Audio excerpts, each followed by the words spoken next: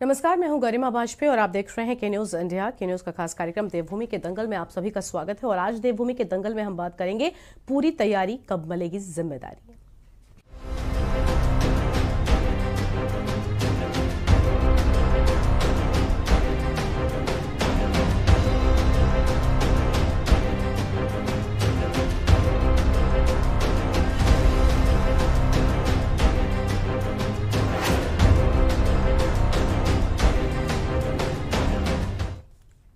प्रदेश में चुनाव हो चुका है और सरकार भी बन चुकी है। बीती 23 मार्च को मुख्यमंत्री पुष्कर सिंह धामी ने अपने 8 मंत्रियों के साथ में शपथ भी ले ली है। तो वहीं कल से प्रदेश में विधानसभा सत्र की शुरुआत हो जाएगी। लेकिन इससे पहले नहीं भारतीय जनता पार्टी बनाए गए कैबिनेट मंत्रियों में विभागों का बंटवारा कर पाई है और न ही कांग्रेस के प्रदेश अध्यक्ष और नेता प्रतिपक्ष की कुर्सी पर किसी को बिठा पाई है। सरकार के गठन के 5 दिन बाद भी सरकार मंत्रियों को जिम्मेदारी नहीं दे पाई।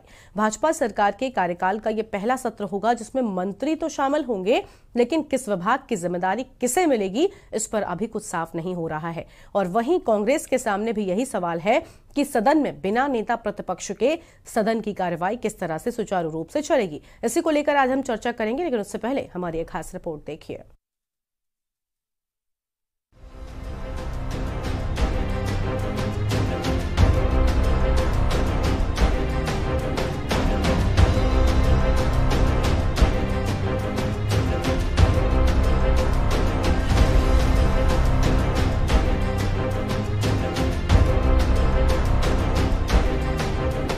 प्रदेश में चुनाव के बाद आगे की प्रक्रिया शुरू हो चुकी है।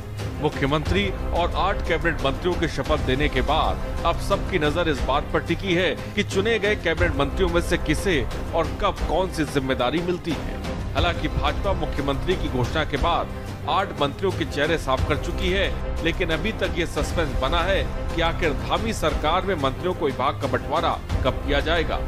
उत्तराखंड में नई सरकार के गठन हुए 5 दिन बीत चुके हैं, लेकिन सीएम धामी ने अब तक अपने मंत्रियों को विभागों का बंटवारा नहीं किया है। कल यानी 29 मार्च से विधानसभा सत्र भी शुरू हो जाएगा, जिसमें विधानसभा सत्र में संसदीय कार्य मंत्री की जिम्मेदारी कैबिनेट मंत्री प्रेमचंद अग्रवाल को दे दी है।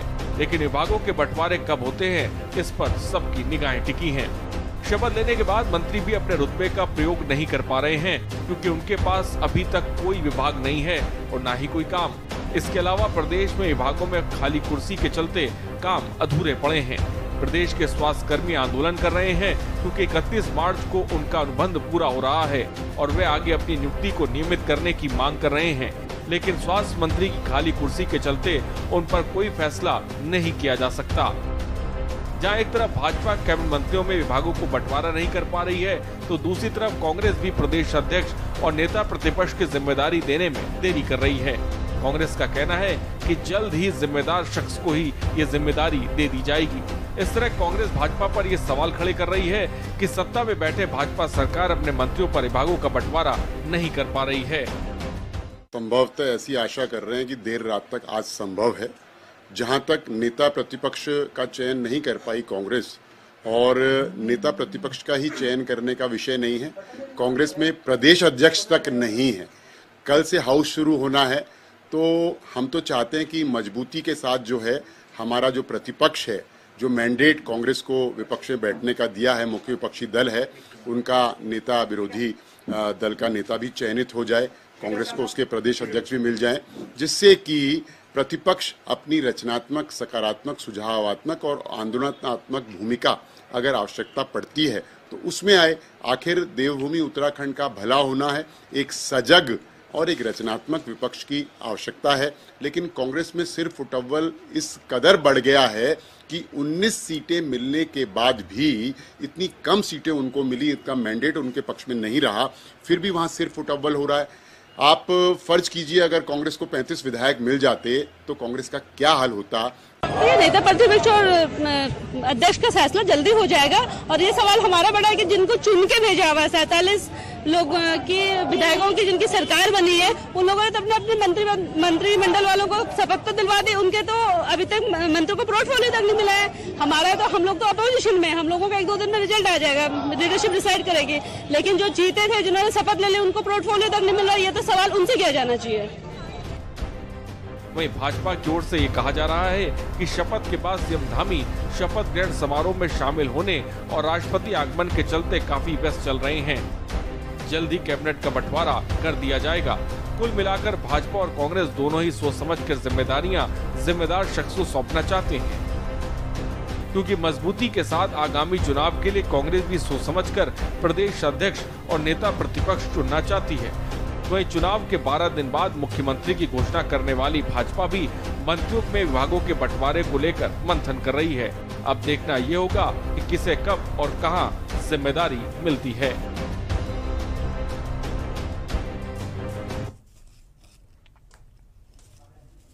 और आज इसी को लेकर हम बातचीत करेंगे। और आज बता दें कि देवभूमि के दंगल में लगातार सवाल ये उठ रहा है कि आखिर कब ये जिम्मेदारियां सौंपी जाएंगी, क्योंकि उसके बाद ही सत्र ठीक तरह से आगे बढ़ पाएगा। न तो अब तक भारतीय जनता पार्टी की ओर से मंत्रियों को विभागों का बंटवारा किया गया और न ही कांग्रेस पार्टी नेता प्रतिपक्ष चुनकर सदन में भेज पाई है। ऐसे में आखिर कौन विपक्ष की भूमिका निभाएगा, कौन विपक्ष के सवाल उठाएगा, कौन सत्ता से सवाल करेगा, ये सारे सवाल खड़े होते हैं। यानी दोनों ही पार्टियों की ओर से हीला हवाली, लापरवाही बढ़ती जा रही है। तो ऐसे में बहुत सारे सवाल खड़े होते हैं कि आखिर सदन की कार्यवाही का क्या मतलब बनता है, क्योंकि ना तो मंत्रियों का बंटवारा हुआ है विभागों का मंत्रियों में और ना ही नेता प्रतिपक्ष है जो आगे आकर यहां पर सत्ता से सवाल कर सकेगा। और आज उसी पर हम विस्तार से बातचीत करेंगे। हमारे साथ में सुशील त्यागी जी हैं, भारतीय जनता पार्टी के प्रवक्ता जुड़ चुके हैं। रविंद्र आनंद आम आदमी पार्टी के प्रदेश प्रवक्ता हैं हमारे साथ में, और साथ ही साथ वीरेंद्र सिंह रावत हमारे साथ में हैं, यूकेडी के प्रवक्ता। और वरिष्ठ शर्मा माफ कीजिएगा भगीरथ शर्मा है, वरिष्ठ पत्रकार हैं। आप सभी मेहमानों का बहुत बहुत स्वागत है। अपनी चर्चा की शुरुआत करते हैं भारतीय जनता पार्टी के साथ में। सुशील जी, आप बताइए, सत्र की शुरुआत हो रही है, आखिर इतनी देरी क्यों? पहले मुख्यमंत्री के नाम को लेकर लगातार मंथन होता रहा और अब विभागों को लेकर क्या मतलब जो हालत कांग्रेस की है वही हालत भारतीय जनता पार्टी की भी है कि इतनी देरी हो रही है? ऐसा नहीं है।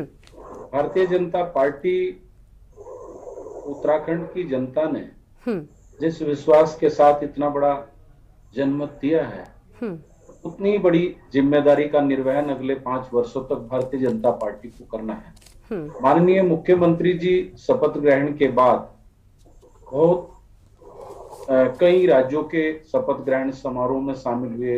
माननीय राष्ट्रपति जी का 2 दिवसीय दौरा रहा और बहुत ही जो एक होमवर्क होना चाहिए था शायद उस पर नहीं हुआ, लेकिन मुझे लगता है शायद आज रात तक जितने भी माननीय मंत्रीगण हैं उन सबको विभागों का आवंटन हो जाएगा। बिल्कुल, यानी सत्र से पहले आप कह रहे हैं कि मंत्रियों पे विभाग बांट दिए जाएंगे। माननीय मुख्यमंत्री जी आज गोवा से लौट चुके होंगे अभी तक, और मुझे लगता है कि बहुत जल्दी आवंटन कर देंगे। ठीक है। हमारे साथ में लखपत बुटोला जी भी जुड़ चुके हैं, प्रदेश प्रवक्ता हैं कांग्रेस की ओर से। लखपत जी, आपका भी स्वागत है। आप बताइए, एक और भारतीय जनता पार्टी की हीलावाली सामने आ रही है जहां पर अब तक मंत्रियों में विभाग नहीं बांटे गए। दूसरी ओर बड़ी जिम्मेदारी प्रदेश के विकास के लिए आपके पास भी है, क्योंकि अगर विपक्ष मजबूत होता है तो सत्ता में विराजमान जो पार्टी है वो कोई भी गलत काम नहीं कर पाती। आपकी ओर से अब तक नेता प्रतिपक्ष आखिर क्यों नहीं बनाए गए? कैसे आगे बढ़ेगी सदन की कार्यवाही? लखपत जी, आपकी आवाज नहीं आ रही है, अनम्यूट करें आप। हेलो जी, आवाज आ रही है? जी, आपकी आवाज आ रही है, अपनी बात पूरी करिए। मैं आपसे कह सकता हूँ 10 तारीख को रिजल्ट आए थे। रिजल्ट आने के बाद लगभग 12 दिन बाद भाजपा ने विधान दल का नेता चुना है और काफी समय लगा। ऐसा कोई दिक्कत नहीं है, उन्होंने सरकार बनानी थी, सरकार बन गई है और बहुत कम अभी सरकार बने, स्पीकर को चुने हुए 2 दिन हो रहे। स्पीकर का चयन हो चुका है। जिस सौहार्दपूर्ण में आपने देखा स्पीकर का चयन हुआ, सब लोगों ने पद नेता चाहे पक्ष हो विपक्ष हो सब लोगों ने उनका स्वागत किया है, उनको सदन की गरिमा के हिसाब से उनकी चेयर तक ले जाने का काम किया। तो बड़ा सौहार्दपूर्ण माहौल रहा। नेता प्रतिपक्ष की बात है, सदन शुरू होने से पहले नेता प्रतिपक्ष चुन लिया जाएगा। इसमें निश्चित रूप से कांग्रेस 1-2 दिन से मंथन कर रही है और आपको उपयोगी और जो बहुत ही पार्टी को, क्योंकि जनता ने हमें विपक्ष में रहने का जनादेश दिया, उनकी आवाज उठाने के लिए जनादेश दिया है, तो उस जनादेश को सदन से लेकर सड़क तक कैसे उठाया जाए उसके लिए कांग्रेस पार्टी रणनीति बना रही है। सरकार के कामों की समीक्षा भी की जाएगी। कब तक लखपत जी रणनीति आखिर इतनी देरी तक क्यों बन रही है? क्या नहीं लगता आपको कि इससे पहले इस तरह की रणनीति हो जानी चाहिए थी? मतलब वो सिर्फ 19 सीटें आई हैं, उसके बाद भी इस तरह की रणनीति है? कौन आखिर इतनी ज्यादा परेशानियां खड़ा कर रहा है कांग्रेस? देखिए, आपको समझना पड़ेगा, सीटें 19 आए या 40 आ जाए, सदन का नेता तो चुनना पड़ता है, प्रतिपक्ष भी चुनना पड़ता है। सब योग्य लोग होते हैं, 19 लोग आ रखे, वो योग्य है। और तो वही तो हम कह रहे हैं कि सदन का नेता चुनना पड़ता है, लेकिन इतनी उसमें मारामारी क्यों है? इतनी देरी क्यों हो रही है? क्या कांग्रेस में अभी भी आपको क्यों? सुन लीजिए, आप घटनाक्रम देखे ना उत्तराखंड का, आप देखे 22 तारीख को मुख्यमंत्री का चयन हुआ, 27 तारीख को विधानसभा अध्यक्ष का चयन हुआ है। देरी कहाँ है? जो प्रक्रिया, संवैधानिक प्रक्रिया, उस प्रक्रिया का पालन किया जा रहा है, और उस पालन के अंदर नेता प्रतिपक्ष में आपको बहुत ही जल्दी 1-2 दिन में आपको बिल्कुल। लेकिन लखपत जी, आप जो 2 एग्जांपल दे रहे हैं ना, ये जिम्मेदारी तो भारतीय जनता पार्टी पे थी, और वो उन्होंने निभाई। अपने मुख्यमंत्री का जो नाम था विधायक दल का नेता चुना जाना था, वो तो भारतीय जनता पार्टी के काम थे। हालांकि उनकी ओर से भी बड़ा मंथन हुआ था, इसमें कोई 2 राय नहीं है। खैर कोई नहीं, आपके पास वापस लौटेंगे। रविंद्र आनंद जी हमारे पास में आम आदमी पार्टी से। रविंद्र जी, आप बताइए, आप देख रहे हैं यहाँ पर दोनों ही पार्टियों की ओर से बड़ी यहाँ पर लापरवाही हम एक तरीके से कह सकते हो रही है। आखिर ऐसा क्यों है? देखिए, ऐसा है कि 10 तारीख को 5 राज्यों के परिणाम सामने आए, जिसमें उत्तराखंड में और यूपी में भारतीय जनता पार्टी को बहुमत मिला। हाँ। और पूर्ण बहुमत वाली सरकार बनने के बाद भी इतने दिन लग गए मुख्यमंत्री का चयन करने पर। अगर हम इसको एक सीधा हम कंपेयर करें पंजाब से, तो पंजाब में हमने जैसे ही जीते, अब 1 हफ्ते के अंदर हमने मुख्यमंत्री बनाया, शपथ भी दिलाई, मंत्री भी बनाए, और काम भी शुरू हो गया।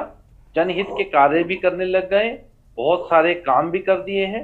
अभी भारतीय जनता पार्टी को ये देखना होगा कि अगर इसी चाल से चलना होगा तो अगले 5 साल अगर यही चाल रही तो जनहित के काम कैसे होंगे। मैं ये बात विपक्ष में होने के नाते नहीं कह रहा, मैं उत्तराखंड के हित की बात कर रहा हूँ। मेरा ये मानना है कि जो भी आपने करना है, ये आपका अंदरूनी मामला है, इसमें हम दखल नहीं देना चाहते, लेकिन जल्दी हो, जिससे कि प्रदेश हित में जल्दी से जल्दी निर्णय लिए जा सकें। और जहां तक कांग्रेस की बात है, तो देखिए, कांग्रेस में मैं ये कहना चाहूंगा कि अब तक तो प्रदेश अध्यक्ष और नेता प्रतिपक्ष का चेहरा सामने आ जाना चाहिए था, लेकिन किस कारण से ऐसा नहीं हो पा रहा, ये तो बुटोला जी बता सकते हैं। यानी आपको भी लगता है कि देरी, कहीं ना कहीं पार्टियां कर रही हैं? क्योंकि कल जब सत्र की शुरुआत हो रही, सबको पता है, ऐसा तो नहीं कि एकदम से कोई वो आ गया, तो फिर उससे पहले क्यों नहीं पूरी तैयारी की गई? क्यों इतना मंथन हो रहा है? इसमें एक बात और ये भी है कि जिस तरह से अभी भारतीय जनता पार्टी में आपने देखा होगा, चौपाल जी, मदन कौशिक जी और भी इनके नेता जो हैं बिल्कुल नाराज हो गए हैं। जो कुछ नेता तो इनके सदन में भी नहीं आए। हाँ। उससे ये पता लगता है कि कहीं ना कहीं अंदर खाने गुटबाजी शुरू हो गई है और कहीं ना कहीं नाराजगी का दौर। ठीक है, यानी दोनों ही पार्टियों में गुटबाजी अभी भी, जब नतीजे सामने आ चुके हैं, लगभग सत्ता किसको मिली है, कौन हार कर विपक्ष में बैठा है, ये सब सामने आ चुका है, लेकिन गुटबाजी जो चुनाव से पहले थी वो अभी भी बरकरार है। भगीरथ जी हमारे साथ में, वरिष्ठ पत्रकार है। भगीरथ जी, आप बताइए, आपने सुना यहाँ पर पार्टियों के प्रवक्ताओं ने अपनी अपनी बात कह दी। भारतीय जनता पार्टी का कहना है कि हम बहुत जल्द 1 से 2 दिनों में लेकर आ जाएंगे, लेकिन आखिर अब तक क्यों नहीं किया गया? कल जब सत्र शुरू हो जाएगा उससे पहले देरी किस बात को लेकर हो रही है? वही यही सवाल कांग्रेस से भी है कि क्यों आखिर देरी कर रहे हैं? क्या लगता है, क्या वजह है? देखिए, मुझे तो ये लगता है कि चाहे बीजेपी का मामला हो, मंत्रियों को विभाग आवंटन का, और कार्य बंटवारा नियमावली के तहत मंत्रियों को विभाग बांटे जाते हैं। और सभी जानते हैं कि 5 दिन हो गए और मंत्री बिना काम काज के हैं। कल से विधानसभा सत्र शुरू होगा, और दूसरी तरफ जो विपक्ष है कांग्रेस, वहां नेता प्रतिपक्ष का चयन करने में जो सहमति नहीं बन पा रही है, और सामान्य भाषा में कहते हैं कि झगड़ा हो रहा है। तो ये अच्छी बात नहीं है, क्योंकि सदन को व्यवस्थित रूप से चलाने के लिए ये बहुत जरूरी है कि सरकार जवाबदेह दिखाई दे। और विपक्ष व्यवस्थित ढंग से नियमों के अंतर्गत सवाल उठाए। जनता के सवालों को कौन उठाएगा, किसके नेतृत्व में उठाए जाएंगे? तो मैं ये समझता हूं कि ये अच्छी बात नहीं है। उस स्थिति में जब आप देख रहे हैं कि वित्तीय वर्ष समाप्ति की ओर है, मात्र 3 दिन बचे हुए हैं और कई ऐसे विषय होते हैं जो भाजपा सरकार, जो निवर्तमान सरकार थी, उसके कई ऐसे कार्य होंगे जो कंप्लीशन की ओर है, पूर्णता की ओर है और उससे संबंधित भुगतान भी होते हैं, कई नीतिगत बातें होती है और मंत्री न होने के अभाव है मुझे लगता है कि वो जो काम जो कंप्लीशन की ओर है उनको पूरा होने में और वक्त लगेगा और अगले वित्तीय वर्षों में फिर जो है जनता को इंतजार करना पड़ेगा। ठीक है, यानी देरी हो सकती है, नुकसान सीधा जनता को होगा, आपका कहने का मतलब है? जी। और ये भी जरूरी है कि विपक्ष भी पूरी अपनी फौज के साथ वहां पर तैनात हो। सरकार यूं तो विभाग जो है अगर मंत्रियों को आवंटित नहीं है तो ऐसी दशा में वो समस्त विभाग जितने भी विषय हैं वो मुख्यमंत्री के पास होते हैं।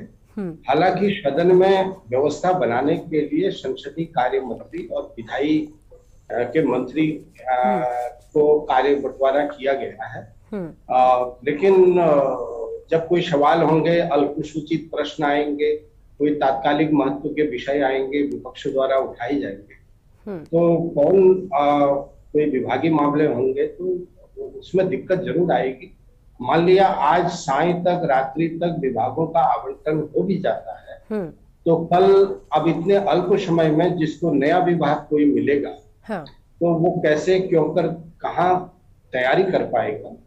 और ऐसे में होता यह है कि सरकार के लिए फजीहत की स्थितियां भी बन जाती हैं और मैं समझता हूँ कि जितना भी हम जब तक कवरेज का जो अनुभव है उस आधार पर कि मंत्री जब होमवर्क अच्छा नहीं होता विभाग से संबंधित जो भी जितने सवाल हो सकते हैं संभावित, तो सरकार को जो है के लिए ये अच्छी स्थिति नहीं कही। बिल्कुल, यानी इस जो सीधा नुकसान जनता का ही होगा। सरकार के लिए भले ही कुछ समय के लिए अच्छी स्थिति ना हो, वो जवाब ठीक ढंग से ना दे पाए क्योंकि विभाग के बारे में जानकारी नहीं होगी, लेकिन नुकसान इस सबसे सिर्फ और सिर्फ जनता का होगा क्योंकि विकास की योजनाओं में देरी होगी और इसका सीधा असर जनता पर ही पड़ेगा। वीरेंद्र सिंह जी हमारे साथ में है, यूकेडी के प्रवक्ता है। वीरेंद्र जी, आपका भी स्वागत है। वीरेंद्र जी, उत्तराखंड क्रांति दल ने उत्तराखंड के लिए बहुत कुछ किया। उत्तराखंड क्रांति दल लगातार ये कहता भी है कि बाहर की पार्टियां इस प्रदेश की समस्याओं को समझ नहीं सकती और भारतीय जनता पार्टी पर भी आप यही आरोप लगाते हैं कि केंद्र की जो नीति है वो यहाँ पर काम करती है। क्या इसी के चलते आपको ऐसा लगता है कि अभी तक ऑर्डर नहीं मिला पुष्कर सिंह धामी को, इसीलिए बंटवारे नहीं हुए? तो सर्वप्रथम के न्यूज का तहे दिल से धन्यवाद और पूरा भारतीय जनता पार्टी को भी बधाई और पूरा 47 सीटें लेकर पहुंची है और शुभकामनाएं। और जिस तरीके से हम देख रहे हैं कि आपने कहा है कि केंद्र से हमेशा यूकेडी ने हमेशा बोला है कि कठपुतली बनकर यहाँ मुख्यमंत्री आते हैं, कठपुतली बनकर यहाँ कैबिनेट मिनिस्टर बनते हैं और वही देखने को मिल रहा है। 5 दिन हो चुके हैं और अभी तक इनको विभाग नहीं बांटे गए हैं। क्यों? क्योंकि इन पे कहीं ना कहीं कमी है, उन मंत्रियों पे कहीं ना कहीं कमी है, उनको ज्ञान की कमी है या उनको अनुभव की कमी है या उनको पता ही नहीं है कि हमें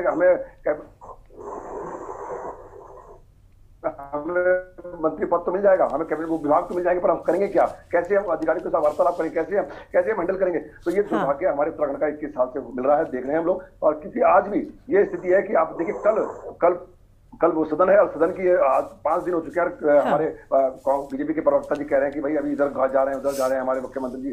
भाई आपको उधर जाना है, इधर जाना, जाते रहिए, पर आप अपने विभागों क्यों नहीं आवंटन कर रहे हैं? 8 मंत्रियों को विभाग क्यों नहीं दे पा रहे हैं? तो ये बड़े दुर्भाग्य की बात है। और ये देखिए, मैं आपको बता दूं, 5 साल यही होना है, वहां पटक होती रहनी है आपस में ही। अब इस विभाग को चेंज कर दो, इस मंत्री को चेंज कर दो, 6 महीने बाद, साल भर बाद इसको चेंज कर दो, तो ये वहां पटक होती रहनी है और केंद्र में जाते रहो। अजी मोदी जी, मैं आपको बता दूं, सिर्फ मोदी लहर की वजह से ये जितने भी मंत्री जीते हैं, सिर्फ मोदी लहर की वजह से जीते हैं। दूसरी बात, कांग्रेस नेता पर इस पर अभी तक नहीं बयान कर पाया। हरीश रावत जी के आप रोज बयान देख लीजिए, कुछ ना कुछ बयान, मुझे मारा जा रहा है, मुझे फेंका जा रहा है, मुझे ये किया जा रहा है, मुझे वो किया जा रहा है। तो आज नेता कांग्रेस में भी आपसी लड़ाई कलह की वजह से आज ये नेता पक्ष में नहीं सुना। तो ये हमेशा विपक्षी भूमि इन्होंने नहीं करी है। विपक्षी भूमि हमेशा यूकेडी रही है, क्या भले उसे जनता ने नकारा है, लेकिन जन मुद्दे, जन समस्याओं के मुद्दे और आंदोलन करने के लिए हमेशा जो खड़ी रही है, वो सत्ता की लोभी नहीं रही है, वो जन समस्याओं के लिए, जन भावना के लिए हमेशा तत्पर रही है और आंदोलन में रही है। पर आज इन्होंने विपक्षी भूमिका भी कांग्रेस अभी भी नहीं कर पा रही। तो बड़े दुर्भाग्य की बात है कि आज ये नेता प्रतिपक्ष नहीं सुन रहे। सभी कह रहे हैं कि हम आज रात तक आनंद फानंद में होगा और उसके बाद आप खुद देखना फिर में खींचातानी होगी, क्या कांग्रेस हो या बीजेपी हो। तो ये दुर्भाग्य हमारे उत्तराखंड का। इनको नेताओं को अपने स्वार्थ का मतलब है, बाकी कोई जनता से कोई सरोकार नहीं है। और ये मोदी लहर में आज यहाँ पहुंचे हैं और इनको अपने से मतलब है, इन्हें जनता से कोई मतलब नहीं है। ठीक है, सुशील जी आपने सुना वीरेंद्र जी को। वीरेंद्र जी कह रहे हैं कि आप मोदी लहर में आगे पहुंचे। देखिए, इसमें कोई दो राय नहीं है कि पुष्कर सिंह धामी ने काम किया, लेकिन मोदी के फेस का इम्पैक्ट भी यहाँ पर भी पड़ा उत्तराखंड में, हमने देखा। और लगातार लोग जो कहते आए हैं ना, आज इतनी देरी करके आप कहीं ना कहीं उनकी बातों पर मोहर लगा रहे हैं कि केंद्र जो कहता है सिर्फ वही होता है। यानी कठपुतली मुख्यमंत्री के तौर पर आपने क्या पुष्कर सिंह धामी को, या फिर हमारे साथ यूकेडी से जुड़ते हैं थपलियाल साहब, वो लगातार एक बात कहते हैं जो मुझे आज याद आ रही है कि उत्तराखंड को प्रयोगशाला समझ लिया भारतीय जनता पार्टी ने। कहीं ऐसा तो नहीं है? क्यों आखिर इतनी देरी हो रही है? वैसे तो भारतीय जनता पार्टी हमेशा एक्शन मोड में नजर आती है। गरिमा जी, मैं यहाँ सम्मानित अपने पत्रकार महोदय भगीरथ शर्मा जी ने वास्तव में जो जवाबदेही है जनता के प्रति हमारी, मैं शीश झुकाकर उस बात को नतमस्तक करता हूँ। और निश्चित रूप से के न्यूज के माध्यम से उत्तराखंड की जनता को ये विश्वास दिलाते हैं कि जितनी बड़ी जवाबदेही आपने दी है, माननीय मुख्यमंत्री जी उतना ही बड़ा विमर्श के साथ माननीय मंत्री गणों को उनके विभागों का आवंटन करेंगे। कौन प्रवक्ता क्या आरोप लगाता है ये आप सबने देखा है। नहीं, प्रवक्ता के आरोप लगाने से कुछ नहीं हो रहा सुशील जी। प्रवक्ता सिर्फ आरोप नहीं लगा रहा, बल्कि सवाल तो हम भी उठा रहे हैं ना कि आखिर इतनी देरी क्यों? कल से सत्र शुरू हो रहा है कि इससे पहले नहीं हो जाना चाहिए था? सिर्फ प्रवक्ता हर पार्टी के एक दूसरे पर आरोप लगाएंगे, इसमें कोई दो राय नहीं है, लेकिन सवाल जो है उसका भी जवाब दीजिए। सहमत हूँ, हो जाना चाहिए था, लेकिन न होने के कारण भी आपको बताए। माननीय मुख्यमंत्री जी 4 राज्यों के शपथ ग्रहण समारोह में रहे, महामहिम राष्ट्रपति जी का दौरा रहा 2 दिवसीय। तो ऐसा तो है नहीं, एक बड़ा होमवर्क करना पड़ता है। तो पहली जिम्मेदारी उत्तराखंड के प्रति है या बाकी राज्यों के प्रति? नहीं, उत्तराखंड की जनता ने उत्तराखंड के लिए ही जिम्मेदारी दी है, उस जिम्मेदारी का निर्वहन करेंगे। और सत्र तो गरिमा जी कल होगा ना। तो आज रात भर में कौन सा मंथन आपका पूरा होने वाला है, या फिर प्रदेश केंद्र सरकार की ओर से इंस्ट्रक्शंस लिस्ट मिल जाएगी आपको? जो हमारा मंथन पूरा होगा वो के न्यूज पे आपको भी बताएंगे गरिमा जी। क्या पता हम रात को 8 बजे आपको दे दे, आप बताइए ना। चलिए ठीक है, हम उम्मीद करते हैं सुशील जी की सत्र से पहले अगर आ जाएगी तो कहीं ना कहीं अभी। लेकिन भगीरथ जी कह रहे थे कि ऐसे में मंत्रियों के पास भी समस्याएं होंगी ना, कि पता ही नहीं है उस विभाग के बारे में, फिर कैसे अपनी बातों को लेकर वो रख पाएंगे, अपना पक्ष रख पाएंगे। मैं आपको बता दूं गरिमा जी, हमारे अधिकांश इतने अनुभवी मंत्री हैं जो पिछली सरकारों में भी रहे हैं। ठीक है, सतपाल महाराज जी जैसे वरिष्ठ मंत्री हैं। आप चिंता मत करिए, जो विपक्ष संवैधानिक रूप से जो सवाल आएंगे, सरकार उनका संवैधानिक रूप से जवाब देगी, हम तैयार हैं। और जो एक जरूरी काम था संसदीय विभाग का आवंटन, वो माननीय मुख्यमंत्री जी ने नोट कर दिया। ठीक है, जो सदन विधानसभा अध्यक्ष का काम था, वो हमने पहली बार उत्तराखंड में महिला सशक्तिकरण को बढ़ावा देने के लिए महिला विधानसभा अध्यक्ष दी है। तो हम बहुत अच्छी बात है, अच्छा काम किया सर, बहुत अच्छा काम, धन्यवाद। पर यह है कि उसके साथ जो घोषणाएं करी हैं धामी जी ने, वो पूरी भी होंगी कि नहीं होंगी? जो धैर्य रखिए, आप निश्चित रूप से पूरी करेंगे, तभी तो आए हैं हम।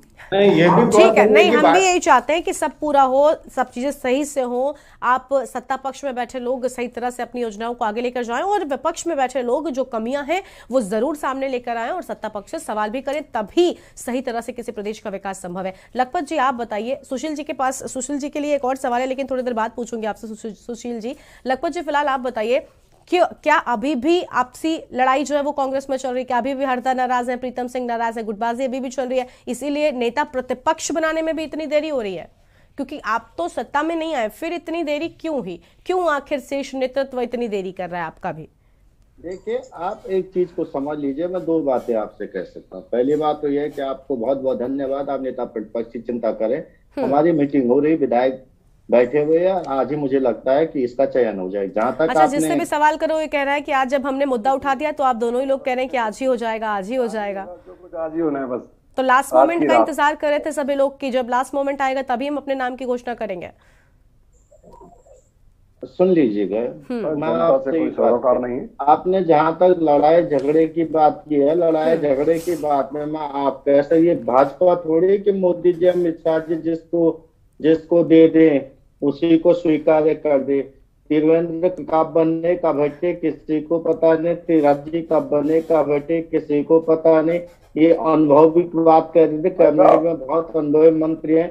मुख्यमंत्री तो इन्होंने जब कभी कोई मंत्रालय नहीं रहा था, सीधे मुख्यमंत्री बना दिया। तो ये भाजपा है, सब चलता है। जहां तक महिला सशक्तिकरण की बात करें, देश के प्रधानमंत्री कांग्रेस ने दी है, देश को राष्ट्रपति कांग्रेस ने दी है, विधानसभा लोकसभा अध्यक्षा कांग्रेस ने दी है। तो कांग्रेस ने महिलाओं के सशक्तिकरण के लिए बहुत काम किया। हाँ, ये स्वागत योग्य है कि आपने उत्तराखंड में भी किया, बहुत अच्छी बात है। मैं ये कह सकता हूँ, राजनीति जब तक रहेगी, कांग्रेस पार्टी जब तक रहेगी, आंतरिक और बाहरी लोकतंत्र कांग्रेस में रहेगा। इसको आप झगड़े का स्वरूप दे, आप गुटबाजी का स्वरूप दे, लेकिन मैं समझता हूँ कि पार्टियां इसी से निखरती है। और आंतरिक और बाहरी लोकतंत्र होना चाहिए, ये डिक्टेटरशिप नहीं होनी चाहिए कि एक व्यक्ति के ही रिमोट पे पूरी की पूरी पार्टी और पूरा का पूरा सदन चले। ये जरूर कहा जा सकता है कि उत्तराखंड की जनता हो चाहे देश की जनता हो, लोगों ने जनादेश दिया है, जनादेश का हम स्वागत करते हैं। लेकिन मैं ये जरूर कह सकता हूँ कि भाजपा ने यदि काम किया होता, भाजपा ने स्थानीय नेतृत्व पे ही भरोसा किया होता, तो न वो चुनाव हारते, न वो अपने कामों को लेकर के यहाँ वोट मांगते। ये सब जानते हैं कि किस तरह की राजनीति, ध्रुवीकरण की राजनीति को लेके 10 दिन पहले ला करके उत्तराखंड में किस तरह से हमने यहाँ के उत्तराखंडी स्वाभिमान की जो बातें कही थी उसको लेके लोगों ने नकारा है। हमने 5% वोट भी बढ़ा, लेकिन जिम्मेदारी हमारी बड़ी है। हम सड़क से लेकर सदन तक और उत्तराखंड की, बस यही सवाल है लखपत जी आज मेरा। लखपत जी, आज आपने अभी कहा ना, लखपत जी माफी के साथ रोकना चाह रही हूँ आपको, आपने कहा ना कि जिम्मेदारियां बढ़ी हैं क्योंकि वोट प्रतिशत बढ़ा है। तो सवाल तो यही कि जिम्मेदारियां आपके ऊपर बढ़ गई, लेकिन आपकी क्या तैयारी है उसको लेकर? क्यों इतनी देरी? आप कह रहे हैं कि हम भारतीय जनता पार्टी नहीं है, हमारे अंदर कोई लड़ाई नहीं। आपकी लड़ाई तो सामने आ जाती है। आप में कौन सा मुख्यमंत्री चेहरे के किसी को बना दिया था? आपने मुख्यमंत्री चेहरे को लेकर भी असमंजस बनाए रखा, हरदा अपनी अलग रट लगाए थे और प्रीतम सिंह का गुट अलग चल रहा था। तो कम से कम ऐसे मुद्दों पर तो भारतीय जनता पार्टी को आप मत ही घेरिए। और मंथन करने के बाद आप लोगों के बीच वो नाम होगा। आप उसमें, आपके लिए धन्यवाद कि आपने चिंता की है, लेकिन मैं समझता हूँ कि प्रदेश के हित के लिए, लोकतंत्र के लिए ये स्वच्छ पॉलिटिक्स होनी चाहिए। बिल्कुल बिल्कुल स्वच्छ पॉलिटिक्स होनी चाहिए, लेकिन स्वच्छ पॉलिटिक्स के लिए सही तरह से नेता भी सही वक्त पर पहुंच जाने चाहिए। उसके बाद ही मुद्दे उठाए जा सकेंगे, सवाल खड़े किए जा सकेंगे। आप सबके साथ में चर्चा को जारी रखेंगे, लेकिन फिलहाल एक छोटे से ब्रेक के लिए यहाँ पर रुक रहे हैं, फौरन हाजिर होंगे।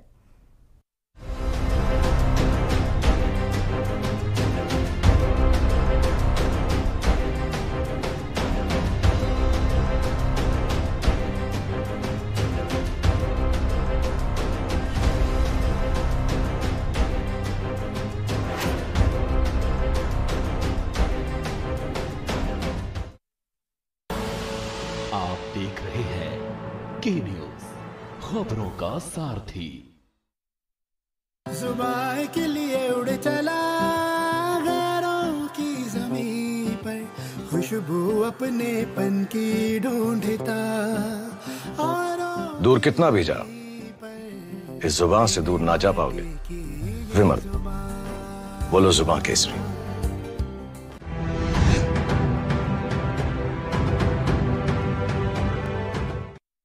खुदी को आजमाया है तो ये अंदाज आया है, खुदी को आजमाया है तो ये अंदाज आया है। तुम में भी मैं हूं, शुद्ध प्लस पान मसाला। आप खबरों का सारथी।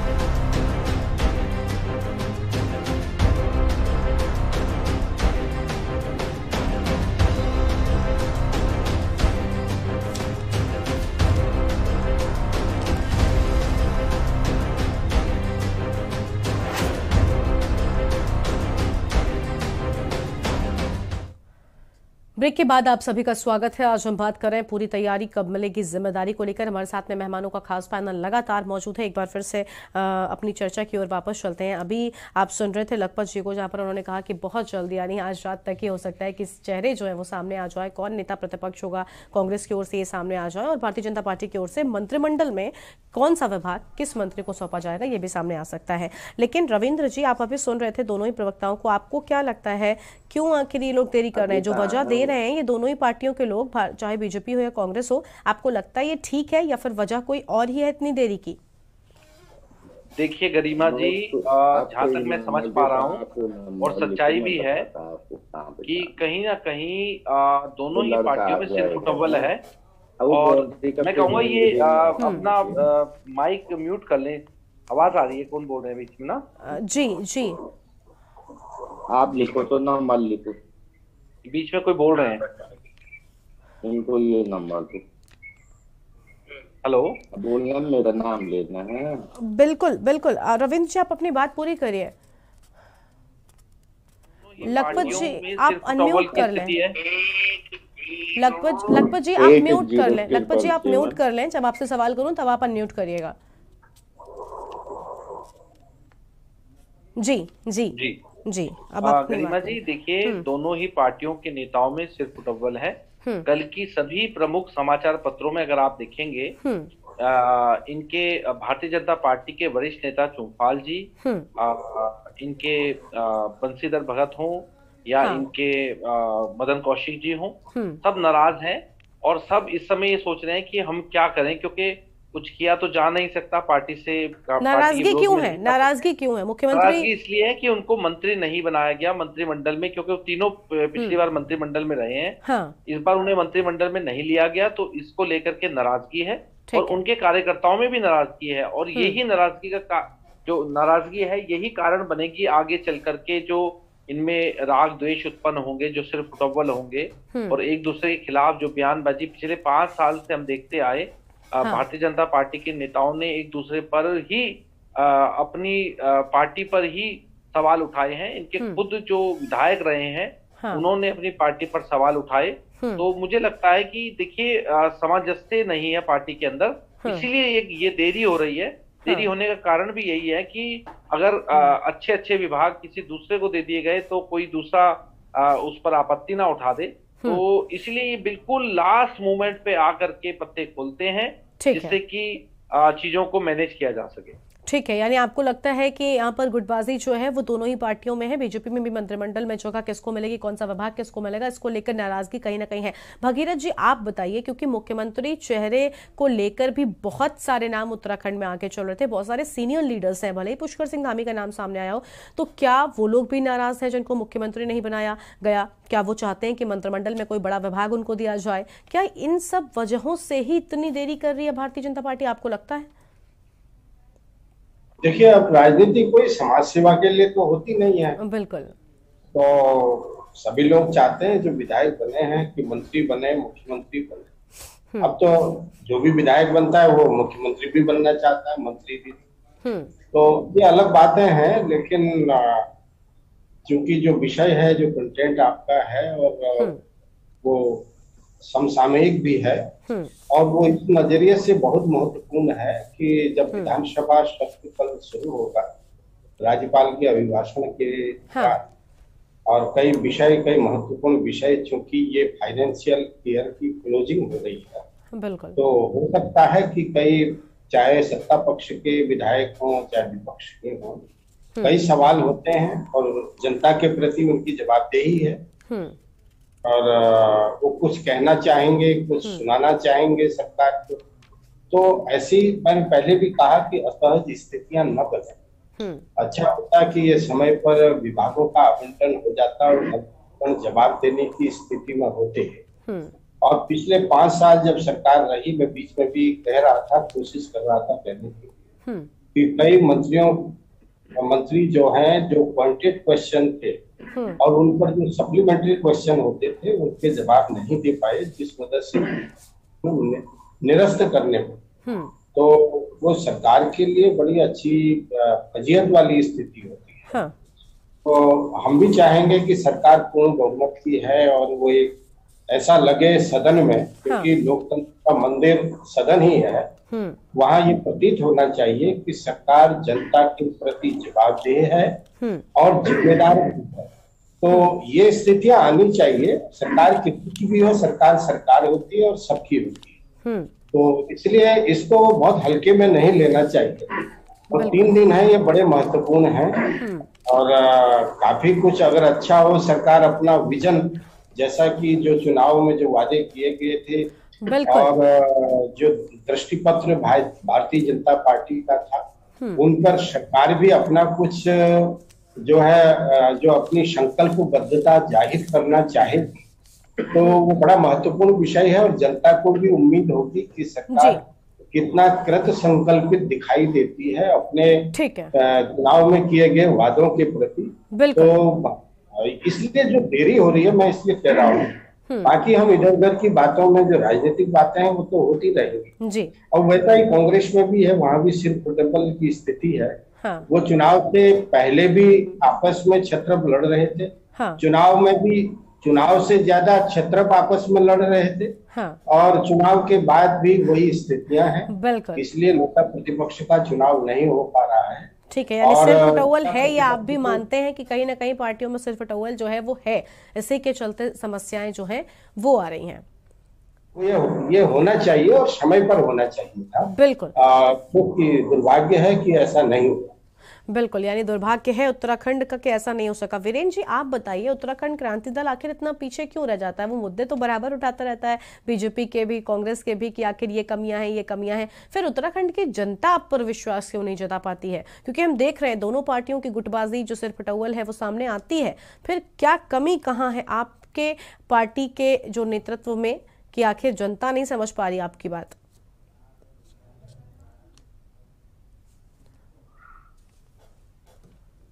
वीरेंद्र जी, आप तक आवाज पहुंच रही है? अनम्यूट करना पड़ेगा जी। वीरेंद्र जी अनम्यूट करें। हेलो आ रही जी? जी वीरेंद्र जी, आवाज आ रही है? बहुत अच्छा क्वेश्चन किया। हेलो, आ रही है। बहुत अच्छा क्वेश्चन किया मैडम, कि हम लोग उत्तराखंड आंदोलनकारी है, राज्य हितकारी है और क्रांतिकारी लोग हैं, और हम जन तक जाते हैं, समस्याएं सुनते हैं, आंदोलन करते हैं, और पूरे साल भर 5 साल पूरा आंदोलन करते हैं और जन समस्याएं सुनते हैं। अभी भी अगर आप देखें तो जैसी सरकार बनी है, अभी कुछ डॉक्टर कर्मचारी जो कोरोना काल में थे वो आज अनशन में बैठे हैं, कुछ कर्मचारी निकाल दिए गए हैं उनकी समस्याओं के लिए। हम फिर भी आज अग्रसर हैं, हमारे यूकेडी के जितने भी नेता हैं। और पर ये बड़े दुर्भाग्य की बात है कि हम शराब नहीं बांट पाते, ना पैसा बांट पाते, ना हम वो अंदर खाने जो चित्रघात करते हैं हमला, वो हम नहीं कर पाते, क्योंकि हम लोग एक ईमानदारी से जन समस्या सुनते हैं, जन समाधान करते हैं, और जितनी भी जनता परेशान होती है तरफ से तो यूकेडी के पास ही आती है। हमारा ये बोलिए दुर्भाग्य बोलिए या जनता का दुर्भाग्य बोलिए कि जनता हमें आज तक नहीं समझ पाई है, और जब उनके पास जब उन पे बीतती है। और मैं आपको कहना चाहूंगा कि आज बीजेपी को उन्होंने पूरा जन सैलाब दिया। सतपाल महाराज जी भी रेस में थे, सीएम की रेस में, धन सिंह जी भी थे और भी थे। आज उन सबको उन्होंने फिर भी धामी जी को मुख्यमंत्री बनाया जो विधायक के से नहीं जीते, और आज वो उन्हीं को मुख्यमंत्री बना देगा। तो ये बड़े दुर्भाग्य की बात है कि जो 47 विधायकों में से इनको एक अच्छा मुख्यमंत्री नहीं मिल पाया, तो उन्होंने हारे हुए मुख्यमंत्री को दोबारा बनाया। ठीक है, धामी को मुख्यमंत्री दोबारा बनाया, अच्छी बात है कि वो ज्ञानी है, नॉलेजेबल है, अच्छी बात है। पर 1000 से ऊपर जब पूर्व मुख्यमंत्री थे तो उन्होंने 1000 से ऊपर घोषणाएं की थी कि हम ये घोषणाएं लागू करेंगे, उसमें से 93 घोषणाएं लागू हुई हैं। मैं सिर्फ ये कहना चाहूंगा कि धामी सरकार से और सभी जितने भी बीजेपी के लोग हैं, और आज भी कि प्लीज 5 साल 3 मुख्यमंत्री तो पिछले 5 साल बदले, पर इस साल आने वाले 5 साल में 5 मुख्यमंत्री ना बदले, और अपने कैबिनेट जो मंत्री हैं वो भी वही मंत्री रहे। तो ये बड़े खुशी की बात होगी, हमारे सौभाग्य, क्योंकि हमारे उत्तराखंड वैसी 85,000 करोड़ से कर्जे में डूबता जा रहा है। बिल्कुल वीरेंद्र जी, इस बार मंथन के बाद ये बात भारतीय जनता पार्टी के नेताओं की ओर से कही भी गई थी कि हम एक परमानेंट मुख्यमंत्री चाहते हैं, इसीलिए हमने इतना लंबा मंथन किया और अब धामी जी बराबर जो है वो कमान संभाले रहेंगे। और जो घोषणाएं आपने कहा ना कि 1000 से ज्यादा की गई थी, हम भी चाहते हैं कि वो जल्द से जल्द पूरी हो।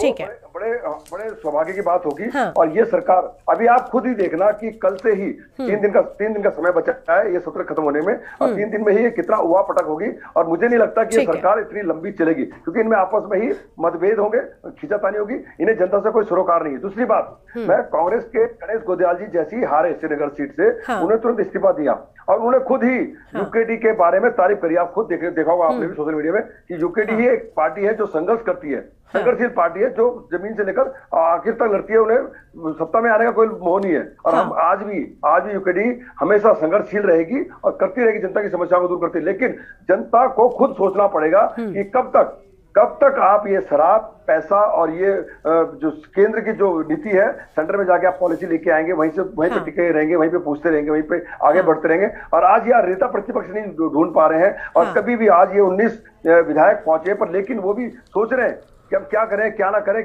क्योंकि उनमें आपस में ही मतभेद है। तो ये बड़े दुर्भाग्य की बात है कि राष्ट्रीय पार्टी के साथ जनता छलाव कर रही है, और जनता का भी दुर्भाग्य है कि वो जनता ही इनको चुन रही है। तो ये सोचने वाली बात है कि किस तरीके से, ठीक है, किस तरह से विकास होगा जनता का, किस तरह से योजनाएं आगे बढ़ेंगी, बिल्कुल ये सोचने का विषय है। रविंद्र जी, आप बताइए, आप भी उसी भूमिका में लगभग नजर आ रहे हैं।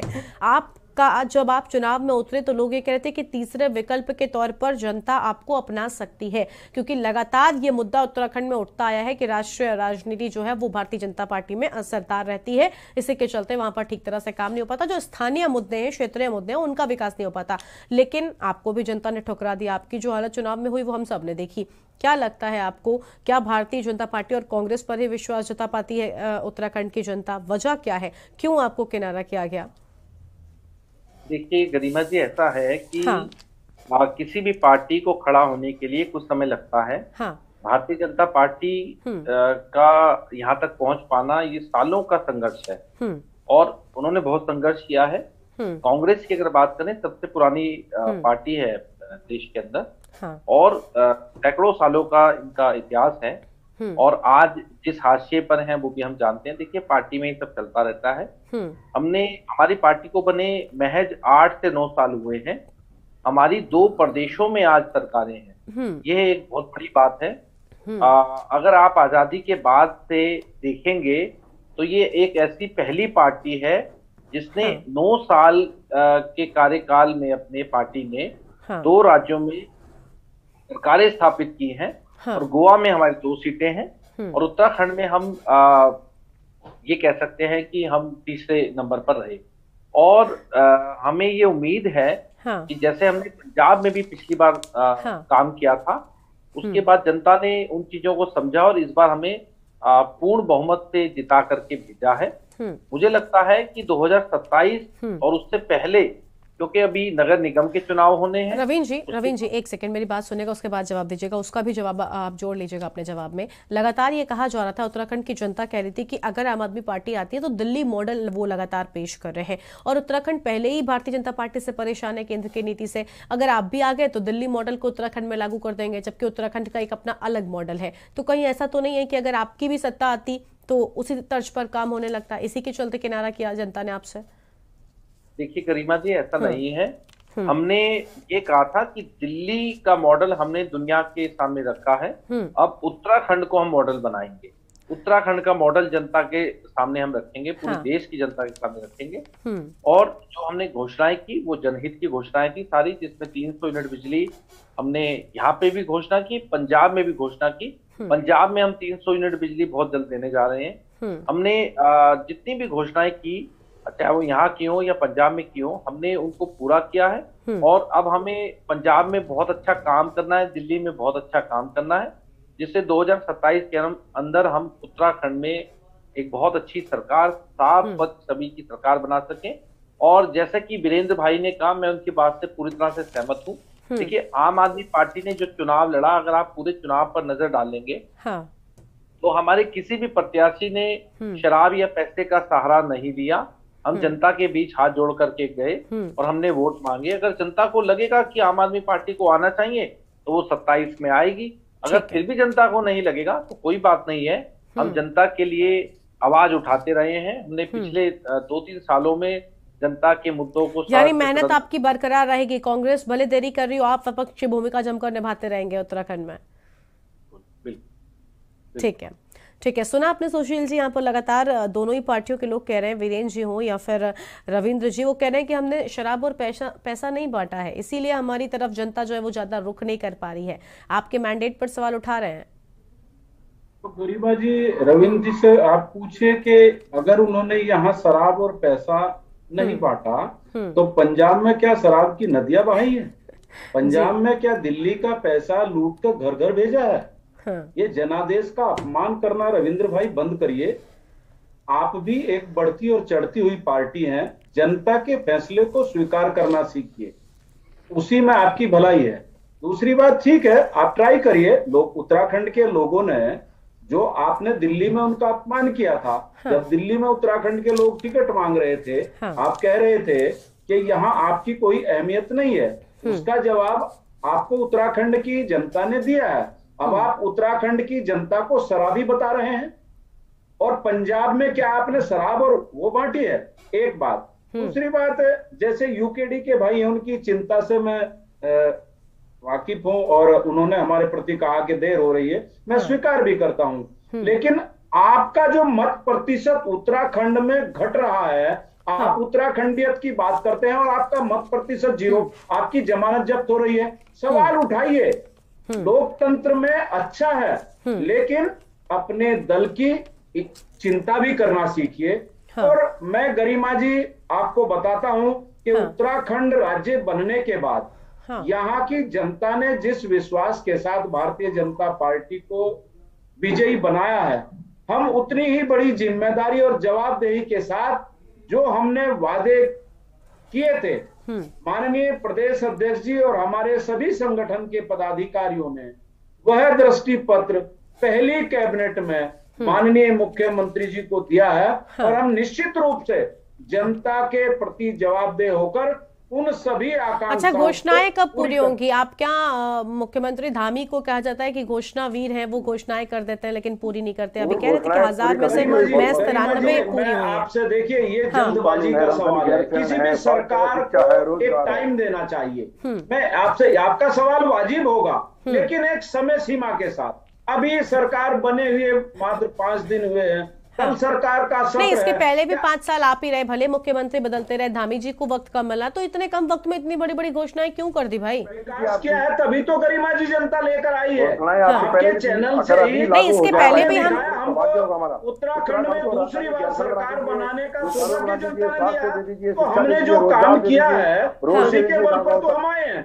लोकतंत्र में परिणाम ही तो एक आकलन होता है, एक रिजल्ट होता है जिसके आधार पर हम तय करते हैं। तो वो जनता ने हमको दिया है, हम उसको स्वीकार करते हैं, जनता का धन्यवाद करते हैं आपके चैनल के माध्यम से। लेकिन योजनाएं पूरी करेंगे या नहीं करेंगे, सरकार को एक समय तो चाहिए ना। बिल्कुल बिल्कुल, आपके नए कार्यकाल पर अभी हम सवाल ही नहीं खड़ा कर रहे हैं। अब तो आप सत्ता में आ गए, आपने जो अब जब आप वक्त मिलेगा सत्र की कल से शुरुआत हुई, तब हम देखेंगे ना कि कितने आप धीरे धीरे करके घोषणाएं पूरी करते हैं। लेकिन इसके पहले भी हमने देखा है ना, आप मुख्यमंत्री बदलते चले गए, घोषणाएं लोग नई नई करके चले गए और जनता को घोषणाओं में आपने रिझा लिया। उसके बाद पूरी कितनी होती है, 1000 में से बताया जा रहा है सिर्फ 93 पूरी हुई है। तो ऐसे में सवाल तो उठेगा ना। सवाल तब उठेगा ना। अरे भाई, आपके सवाल का क्या महत्व, आप बताइए। हमने जनता को जो दिया उसने हमें जनमत दे दिया। नहीं, महत्व तो हमारे सवाल का बहुत है सुशील जी, क्योंकि हम जनता के ही सवाल उठा रहे हैं। जनता ही परेशान होती है, हमने देखा है ना जनता कितनी परेशानी झेलती है। आपको अगर मैंडेट दे दिया तो इसमें आपको भी बहुत खुश होने की जरूरत नहीं है, आपको भी सोचना चाहिए कि 57 से 47 कैसे हो गई। मेरे सवाल का महत्व इसलिए हो जाता है। गरिमा जी, आप हमें खुश ना हो, हमने मेहनत की है, लोगों की आशाओं पर हम, लेकिन कमी तो आपने भी की ना, आपने मेहनत की, लेकिन कमी फिर भी रही ना, जनता आपसे भी नाखुश रही। ठीक है, आप बहुमत में आ गए, 57 से 47 क्यों हो गए आप? 57 से 47 क्यों हो गए आप? इसका जवाब है आपके पास? आप तो 60 पार का नारा लगा रहे थे। नहीं, अभी 47 हो गए तो लोकतंत्र में सबको हक है, लेकिन उस पर आपको ये विचार नहीं करना चाहिए कि कमियां आप में भी रह गई तभी 47 हुए ना। नहीं, ऐसा कुछ नहीं है। हम 57 भी आए थे, हम 47 आए हैं। आप बहुत सारे चैनल बता रहे थे कि हम तो 36 पर ही है। हमें विश्वास था, हम अपने कोई कहां पर है, आपको इस पर विचार करना है, आप कहां पर, आप पहले इस पर जवाब देंगे। जो हमने लोगों को स्वास्थ्य सुविधाएं दी हैं, हमें विश्वास था जो हमने विकास का उत्तराखंड में इंफ्रास्ट्रक्चर खड़ा किया है, मोदी जी के मोदी जी ने, आपको विश्वास था, 5 सालों से आपकी सत्ता थी ना। हमने देखा उत्तराखंड में बेरोजगारी का दर क्या कुछ है, हमने देखा गैरसैंड को लेकर आप लगातार कभी बात नहीं करते, बेरोजगारी को लेकर आप कभी बात नहीं करते, पहाड़ पर रोजगार कितना पलायन है उसको लेकर आप कभी बात नहीं करते। वीरेंद्र जी, पलायन पर हमने प्लान आयोग बनाया, हमने वही कहा ना, आप आयोग बना देंगे, आप घोषणाएं कर देंगे, लेकिन वो असर धरातल पर कितनी हो रही हैं, ये सबसे बड़ा महत्वपूर्ण बात है। आज आपके चैनल पर 5 दिन सरकार को हुए हैं। वीरेंद्र जी आपके पास आए, आप तब बोलिएगा, नहीं तो फिर किसी की बात समझ में नहीं आती है। जी सुशील जी बताइए आप। मैं ये कह रहा हूं गरिमा जी कि आपके सवाल और सभी प्रवक्ता जो हैं अपनी पार्टियों के, उनके वाजिब होंगे, लेकिन सरकार को एक समय हो, जो भी चीजें लोकतंत्र में विपक्ष नहीं उठाएगा तो सरकार कैसे पूरी करेगी। लेकिन हमें जो जनादेश दिया है, हम उसके प्रति गंभीर भी हैं और जवाबदेह भी हैं और ईमानदारी से उसको पूरा भी करेंगे। देखिए, उत्तराखंड की जनता ने जिस विश्वास के साथ भारतीय जनता पार्टी को इतना बड़ा बहुमत दिया है, और वो भी राज्य बनने के बाद दूसरी बार दिया है, तो क्या हमारी जिम्मेदारी नहीं होगी? नहीं, बिल्कुल आपकी जिम्मेदारी है, आकांक्षाओं को पूरी नहीं करेंगे। बिल्कुल आपकी ही जिम्मेदारी है, आपको जिम्मेदारी सौंपी गई, आपको निभानी भी पड़ेगी।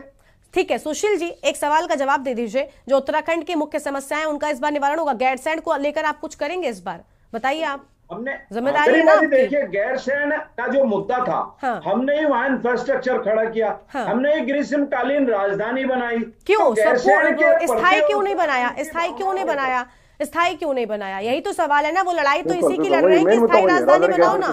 बिल्कुल, मैं बता रहा हूँ आपको गरिमा जी कि धीरे धीरे स्थिति सब चीजें क्लियर होगी।